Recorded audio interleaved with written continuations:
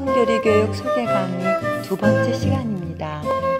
오늘은 여러분들을 저희 연구소의 교실로 모두 초대하고 싶습니다. 어떤 자리가 마음에 드세요? 이곳에 앉으셔서 이 꽃들을 좀 바라보시면 좋겠습니다. 오늘 이 꽃 한 송이 한 송이가 여러분에게 무슨 말을 하나요?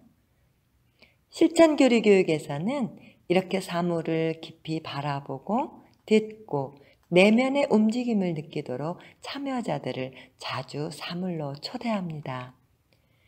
그리고 이 사물을 통해서 자연스럽게 쉽게 원하는 주제로 이동해 가게 된답니다. 실천교리교육에는 12가지 원칙이 있어요. 이렇게 깊이 사물과 대화를 나누고 바라보는 것을 이 12가지 원칙 가운데 10번째 관조의 원칙이라고 말합니다. 관조는 바라보되 더 깊이 마음으로 바라보는 것을 의미해요. 여러분들도 지금 여러분의 손바닥을 한번 마음으로 바라보세요. 오늘 우리는 이 두 손으로 무엇을 했나요?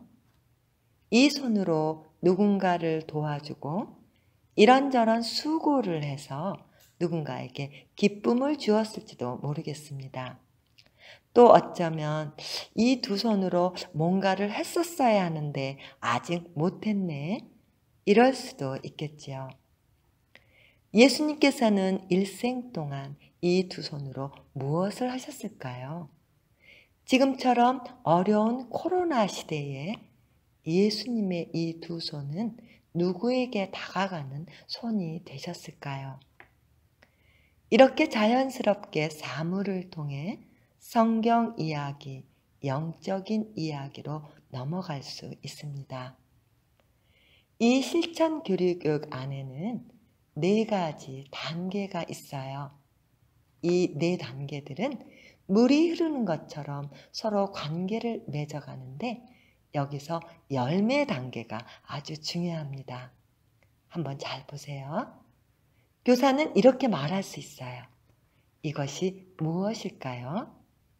때로는 이런 사물들을 들고 아무 말 없이 교사가 회중 가운데를 한 바퀴 이렇게 돌 수 있습니다. 어린이들, 청소년들, 성인들, 피정에 참석하는 모든 분들을 이렇게 시작할 수 있습니다.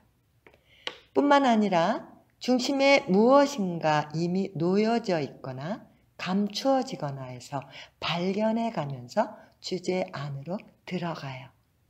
이때 바로 공동체는 집중이 일어납니다.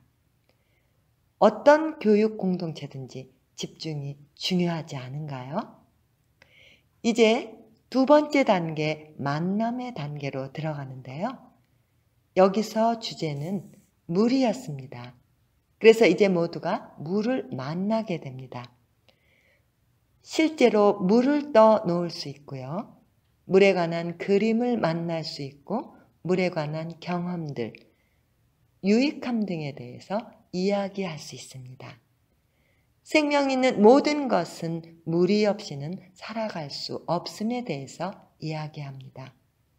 그리고 마지막으로 성경 안에 있는 물 이야기로 초대되면서 생명의 물이신 예수님 이야기로 넘어갑니다. 형성의 단계와 해석의 단계는 마무리 단계이면서 의미를 종합해 나가요. 바닥 그림을 개인적으로 표현할 수 있고 종이에 무엇인가 써서 기도를 할 수 있고 그것에 대해서 나눔을 할 수도 있습니다. 이 수업에서는 마지막에 성수 이야기로 마무리가 되었었습니다. 2020년을 살아가는 이 즈음은 성당 입구에서 성수를 찍을 수 없는 상황이지요. 여기서는 개인적인 작은 병에 성수를 담고 각각 성수병에 특별한 거룩한 표시하는 작업을 했습니다. 그리고 모두 집에 가져가 가서 기도를 하거나 잠을 자거나 여행을 할 때 이 성수로 성호경을 그을 수 있도록 안내했습니다. 오늘 실천교리 원칙 가운데 관조에 대해서 좀 알아보고 4단계를 짧게 설명드렸습니다. 여러분들에게 의미 있는 시간이 되었기를 기대합니다. 다음 시간에는 핵심 키워드에 대해서 생각합니다.